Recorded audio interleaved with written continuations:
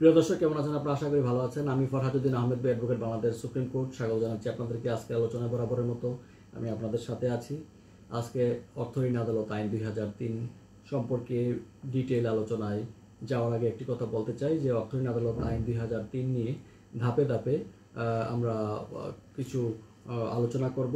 পরবর্তী আলোচনায় আশা করি সাথে থাকবেন। আজকে দ্বিতীয় পর্বের যে আলোচনা, সেই আলোচনায় আপনাদেরকে স্বাগত জানাচ্ছি। আশা করি আপনারা এই আলোচনা জুড়ে কিছু গুরুত্বপূর্ণ আইনগত বিষয় আপনারা উপলব্ধি করতে পারবেন, যাতে করে আপনাদের পরবর্তী যে কোনো কাজে আসতে পারে। প্রিয় দর্শক, তাহলে শুরু করা যাক আজকের আলোচনা। অর্থ ঋণ আদালত আইন 2003 আসলে কিন্তু আইনটা এনঅ্যাক্ট করা হয়েছে বা আইনটা করাই হয়েছিল যে যারা ব্যাংক এবং আর্থিক প্রতিষ্ঠান যেগুলো অনুমোদিত আছে সেগুলা থেকে যারা ঋণ গ্রহীতা আছেন, ঋণ নিয়ে টাকা যারা দিচ্ছেন না যথাসময়ে বা এই অর্থ আদায় সংক্রান্ত বিষয়ে একটা স্পেশাল ল প্রণীত হয়েছে 2003 সালে।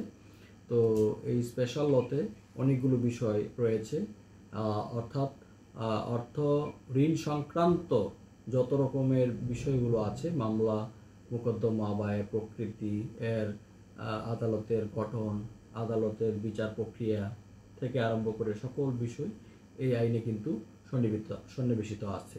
তো প্রিয় দর্শক, এক কথা যদি বলতে চাই যে আজকে আমরা যে পার্ট 2 এর যে আলোচনায়, সেখানে সেকশন 5 নিয়ে একটু আলোচনা করার চেষ্টা করব।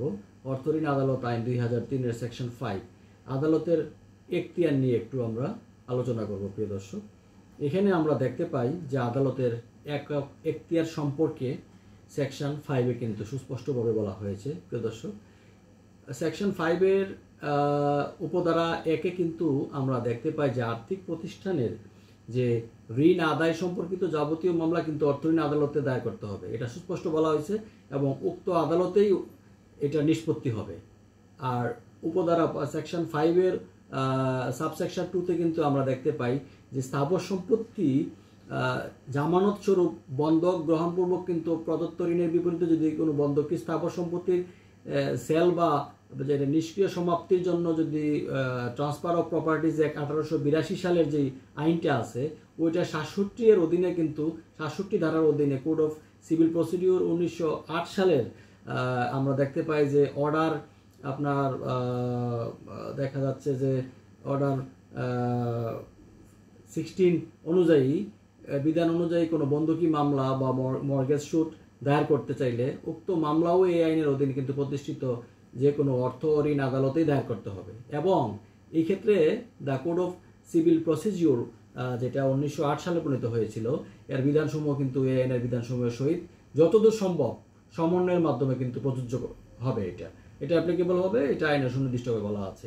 সেকশন 5-এর সাবসেকশন 3-তে আমরা যদি একটু দেখি যে প্রিয় দর্শক, যে আর্থিক প্রতিষ্ঠান কর্তৃক আসলে দায়েরকৃত যে মামলাগুলো হয় সেগুলো যে নিষ্ক্রিয় সমাপ্তির জন্য একটি বন্ধকি মামলা বা যদি সুট যদি ফাইল করা হয়, তাহলে কেবলমাত্র সেই ক্ষেত্রে আদালত কর্তৃক প্রদত্ত যে ডিক্রি আছে সেটা প্রাথমিক ডিক্রি বা প্রিলিমিনারি ডিক্রি হবে এবং অন্যান্য সকল ক্ষেত্রে ঋণ আদায়ের ক্ষেত্রে বা দায়েরকৃত যত মামলা আছে আদালত কর্তৃক প্রদত্ত প্রত্যেকটা ডিক্রি কিন্তু চূড়ান্ত ডিক্রি হবে। এখন সেকশন 5, প্রিয় দর্শক, সেকশন 5-এর উপধারা 4-এ যদি আমরা দেখি, 4 নিয়ে যদি কথা বলতে যাই, তাহলে আমাদের এটা প্রথমেই বলতে হবে যে কোনো মামলায় আদালত যদি ডিক্রি দেয়, তাহলে সেক্ষেত্রে বাদী আর্থিক প্রতিষ্ঠানের পক্ষে যদি কোনো ফরক্লোজারের প্রাথমিক ডিক্রি হিসেবে গণ্য হবে এবং ঋণের বিপরীতে বাদীর অনুকূলে যদি বন্ধকি স্থাবর সম্পত্তি যদি থাকে, তাহলে সেক্ষেত্রে কিন্তু ডিক্রির ধারাবাহিকতায় নিলাম বিক্রয় হওয়া মাত্রই উক্ত প্রাথমিক যে ডিক্রিটা আছে সেটা কিন্তু চূড়ান্ত ডিক্রি হিসেবে গণ্য হবে এবং বিক্রয় যেটা চূড়ান্ত এবং ক্রয় যেটা বৈধ গণ্য হবে এবং অতঃপর যে পরবর্তীতে উক্ত যে সম্পত্তিটা আছে সেটা পুনরুদ্ধার করবার জন্য কিন্তু কোনোরূপ অধিকার বা রাইট টু রিডেমশন বিবাদী বা দায়িকের থাকবে না, অর্থাৎ যিনি ঋণ গ্রহীতা তাদের থাকবে না, কিন্তু এটা আইনে সুস্পষ্ট বলা আছে। অর্থাৎ সেকশন 5-এর 5 উপধারায় আমরা দেখতে চাই, অর্থ ঋণ আদালত কর্তৃক যদি আদায়যোগ্য ঋণ সরকারি পাওনাও যদি হয়, তাহলে এটা আদায় করার জন্য কিন্তু মামলা অর্থ ঋণ আদালতের অধীনেই করতে হবে।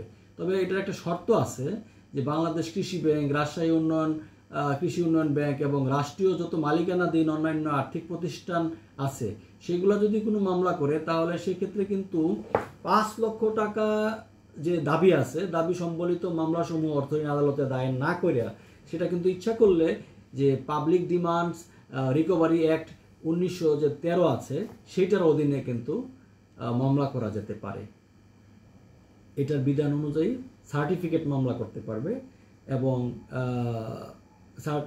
এটাই কিন্তু এই ধারায় সুস্পষ্ট, উপধারায় সুস্পষ্টভাবে কিন্তু আমরা দেখতে পাই। প্রিয় দর্শক, ধারা উপধারা নিয়ে আলোচনা হচ্ছে, হয়তো অনেকের মাঝে বিষয়টা জটিল মনে হতে পারে, কিন্তু আসলে ধারা উপধারা ছাড়া আলোচনা করা সম্ভব নয়, কারণ কোন ধারায় কোনটা আছে সেটা কোডিফাইড ল যেহেতু, সেটা আমাদেরকে সে বিষয়ে একটু বলতেও হয়।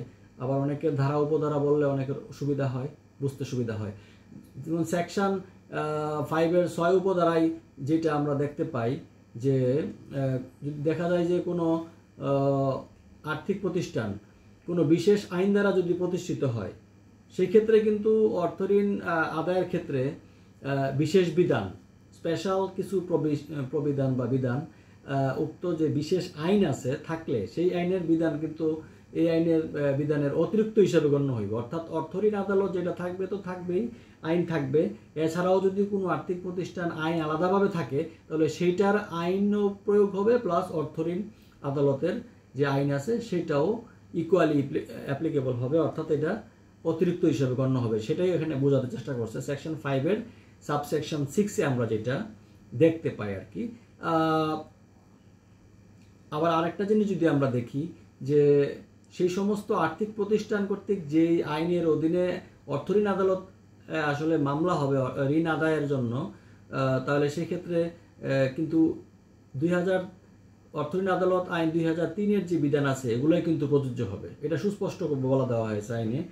আর প্রিয় দর্শক, আরেকটা জিনিস বলে রাখা ভালো, সেকশন 5-এর সাবসেকশন 7-এ আমরা যেটা দেখতে পাই যে সাবসেকশন 1-এর যদি কোনো বিধান থাকেও, সেটা থাকা সত্ত্বেও এই ধারার কোনো কিছুই কিন্তু কোনো আর্থিক প্রতিষ্ঠান কর্তৃক ধারা যে 2 আছে, 2-এর দফা কয়ের কোনো উপদফা 12, 13, 14, 15, 16 এবং 17-এর অধীন যে আর্থিক প্রতিষ্ঠান কর্তৃক সরকারকে প্রদত্ত যে কিছু ঋণ আদায়ের ক্ষেত্রে যে কিছু বিষয় আছে সেটা কার্যকর হবে না।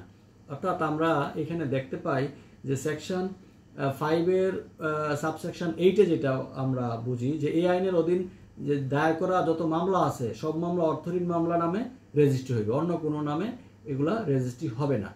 আর সেকশন 5-এর 9 উপধারায় যেটা বলা আছে যে কোনো জেলায় যদি একাধিক অর্থঋণ আদালত থাকে তাহলে মামলা দায়েরের জন্য কিন্তু ওনাদেরকে স্থানীয় অধিক্ষেত্রে যে জেলা জজ আছে উনি কিন্তু সেটা নির্ধারণ করবেন। হ্যাঁ, আর সেকশন 5-এর উপধারা 10-এ যেটা বলা আছে অর্থঋণ আদালত আইন 2003-এর, জেলা জজ যদি নিজের ইচ্ছা মতো স্বেচ্ছায় মামলার কোনো পক্ষের আবেদনের প্রেক্ষিতে অথবা ন্যায় বিচারের স্বার্থে যদি মনে করেন যে কোনো অর্থঋণ আদালতে বিচারাধীন কোনো মামলা তাদের নিজ এখতিয়ারাধীন এলাকায় অবস্থিত অন্য কোনো অর্থঋণ আদালতে যদি থাকে আর কি ওইখানে, তাহলে সেখানে স্থানান্তর করতে পারবেন, এটা তাদের এখতিয়ার আছে। আরেকটা বিষয় বলে রাখা ভালো, অর্থাৎ অর্থঋণ আদালত আইন 2003-এর সেকশন 5-এর সাবসেকশন 11-এ একটা জিনিস আমরা দেখতে পাই, সেখানে সুস্পষ্ট বিধান আছে যে অর্থঋণ আদালত হলো একটি দেওয়ানি আদালত, সেটা দেওয়ানি আদালত হিসাবে গণ্য হবে এবং দেওয়ানি আদালতের সমস্ত ক্ষমতা এবং এখতিয়ার কিন্তু এই অর্থঋণ আদালতের থাকবে। আইনে সুস্পষ্টভাবে কিন্তু এটা উল্লেখ করা আছে। প্রিয় দর্শক, আজকের এই আলোচনায় আপনারা যদি কোনো কিছু না বুঝে থাকেন বা আপনাদের যদি কোনো রকম আরও ক্লারিফিকেশনের প্রয়োজন হয় তাহলে আপনারা কিন্তু কমেন্টসে লিখতে পারেন যে এই বিষয়টা আমার ক্লিয়ার নয়, এটা আমরা ভালোভাবে বুঝতে পারিনি। তাহলে পরবর্তীতে চেষ্টা করব যদি সম্ভব হয় এগুলো আবার আপনাদের মাঝে রিফ্রেশ করার জন্য, আবার এগুলাকে রিপ্লাই দেওয়ার জন্য, অথবা পরবর্তী যে কোনো আলোচনা আপনাদের সামনে নিয়ে আসার জন্য, আপনাদের কে আসলে অ্যাওয়ার করার জন্য, আপনারা যেন সহজভাবে জিনিসটা বুঝতে পারেন, সেজন্যই কিন্তু এই প্রোগ্রামগুলো করা। আসলে এগুলো আমাদের পক্ষ থেকে আসলে একটা চ্যারিটেবল ইনিশিয়েটিভ। তো যাই হোক, আশা করি আমি যতটুকু বুঝতে পেরেছি সেকশন 5 সম্পর্কে অর্থঋণ আদালত আইন 2003-এর, সেটা মোটামুটি সংক্ষেপে আলোচনা করার চেষ্টা করেছি।